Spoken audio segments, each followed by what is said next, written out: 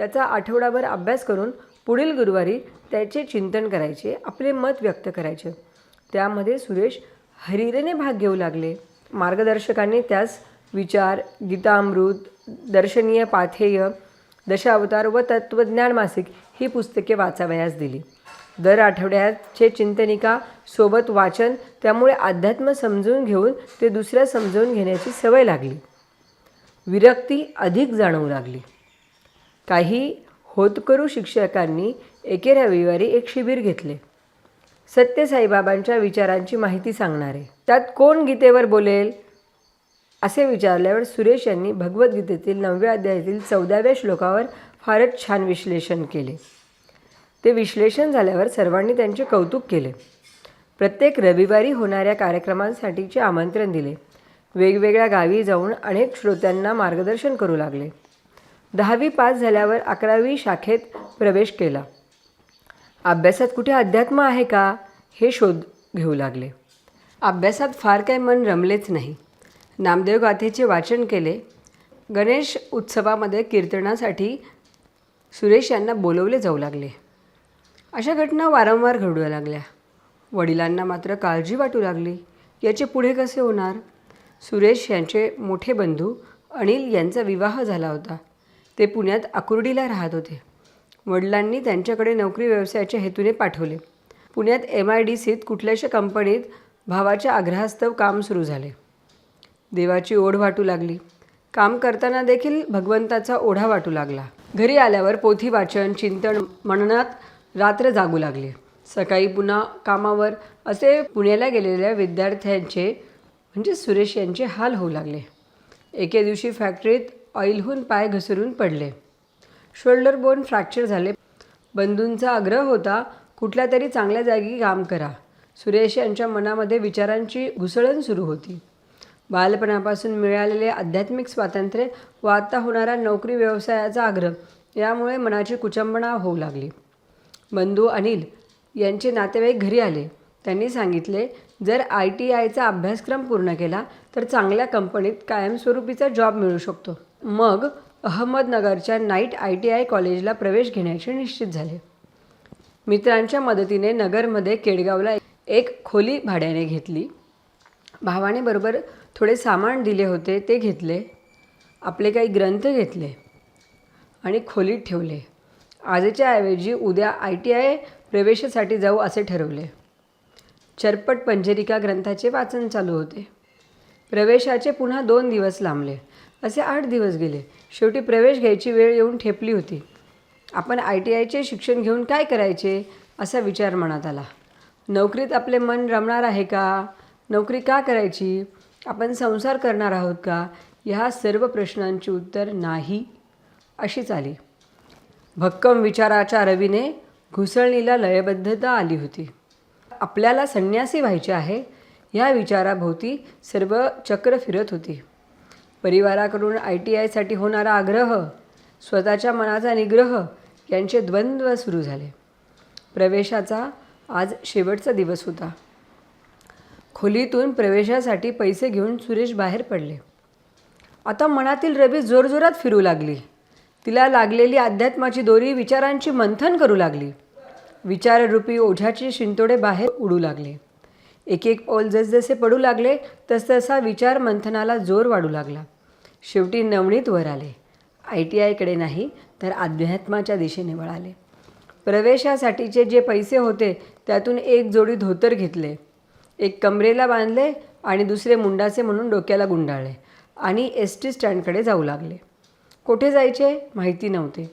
श्रावण मास सुरू होता. पावसाची रिमझिम चालू होती. हे वातावरण बीज अंकुरण्यासाठी पोषक ठरणार की ओला दुष्काळ पडणार हे माहीत नव्हते. फक्त वैराग्य वृत्ती खंबीरपणे उभी होती एवढेच मात्र खरे होते. चालता चालता बस स्टँड गाठले. ही बस कुठे जाते हे न बघता बसमध्ये चढले. बसमध्ये गर्दी होती, पण विचारांचे ढग आता ओसरले होते. आकाश निरभ्र झाले होते. स्वच्छ प्रकाश पडला होता आणि क्षितिजाच्या पलीकडे त्या निळाभोर आकाशाच्या शेवटच्या टोकाशी मयूरपंखधारी ओठातल्या ओठात स्मित करत हास्य करीत होता. सुरेश पाहत होते. कुठे जायचे असा प्रश्न विचारल्यावर वाहकाने शेजारी बसलेल्या माणसाला विचारला तेव्हा तंद्री भंग पावली. व्यावहारिक दुनियेत एक क्षण परत आले. तो सहप्रवासी म्हणाला शहापूर आणि पैसे काढून दिले. आता कंडक्टरचा मोर्चा सुरेश राणे यांच्याकडे वळाला. त्यांनी हे उत्तर दिले शहापूर मारुती मंदिर. सहप्रवासी गाडीतून उतरला. त्यासोबत सुरेशही उतरले. मारुती मंदिरात मुक्काम केला. जवळ असे काहीच नव्हते. डोक्यावरचे मुंडासे कमरेला बांधायचे व कमरेचे डोक्याला बांधले व पुढल्या पायी प्रवास सुरू केला. दिवसभर थांबत थांबत चालत राहायचे. तिथे संध्याकाळ झाली त्या गावात मुक्काम करायचा. मिळेल तशी माधुकरीवर पोट भरायचे. कोणी विचारले तर जेवायला मिळायचे, नाही तर उपासच असायचा. पायी भ्रमंती केले. असे 15 दिवस चालू होते. उज्जैनीता पिंपळगाव ह्या गावी पंचमीच्या दिवशी सुरेश येऊन पोहोचले. तिथे श्री शंकराचे मंदिर होते.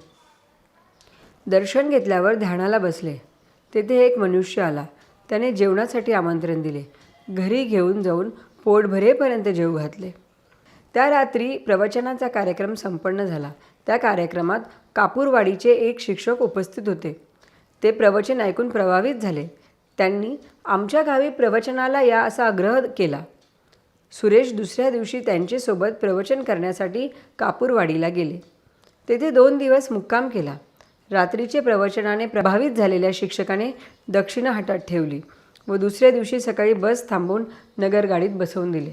बस नगर स्टँडवर थांबली. सर्वजण खाली उतरले.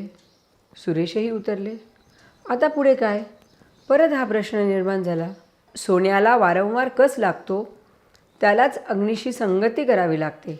सोन्यालाच घासले जाते, त्यालाच सिद्ध व्हावे लागते. आजूबाजूला बघितले. तिथे एक राहुरीला जाणारी गाडी उभी होती. राहुरी नेमके कुठे आहे हे सुद्धा माहीत नव्हते. जळगाव जिल्ह्यातील एक मुलगा अहमदनगरमधील एका अनभिज्ञ गावाची वाट धरत होता. बोलीभाषेत फरक पडत होता. लोकांच्या आडनावात फरक होता. खाण्यापिण्याच्या पद्धतीत फरक होता. परंतु ह्या गोष्टी लक्षात येत नव्हत्या. मार्ग कुठलाही असो, मुक्कामाचे स्थान एकच होते, ते म्हणजे परमेश्वरपूर. गाडी स्टँडवर पोहोचली. तिथे ते उतरले. त्यानंतर आता पायी भ्रमण करावे असे वाटू लागले. तेथून पुढे राहुरीच्या स्टँडवरून देवळालीच्या दिशेने प्रवास सुरू केला. गावाच्या जवळ पारावर पोथी चालू होती. शेजारी एक मंदिर होते. बाया माणसे पोथी ऐकत होते. पोथी संपल्यानंतर कदम आडनावाचे एक गृहस्थ जवळ आले. त्यांनी सुरेश यांना घरी नेले.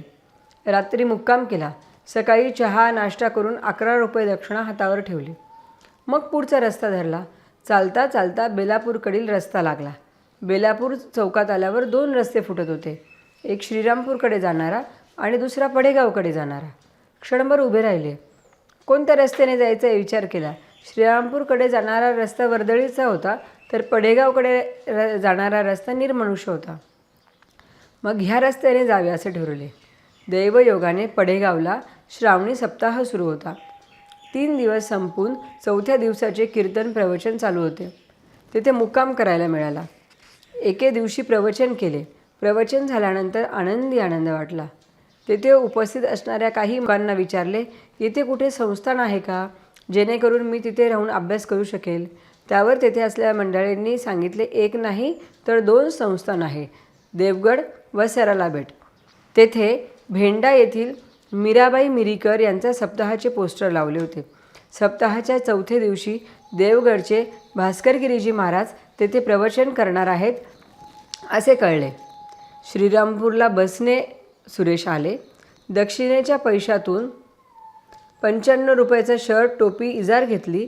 त्यानंतर बसने भेंड्यास गेले. सप्ताहास सुरुवात झाली. 3ऱ्या दिवशी कीर्तन झाले. सप्ताहाची गर्दी ठराविक होती.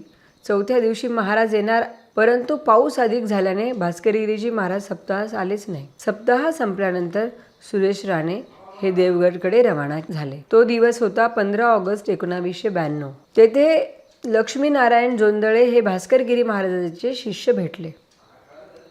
ते स्वतःच्या खोलीत घेऊन गेले. आराम जेवण झाल्यानंतर चर्चा झाल्या. बाबांना भेटण्याबद्दलचे प्रयोजन सांगितले. पहाटे 5 वाजता बाबा पाठ घेतात, तेव्हा भेटू म्हणून मुक्कामी ठेवून घेतले.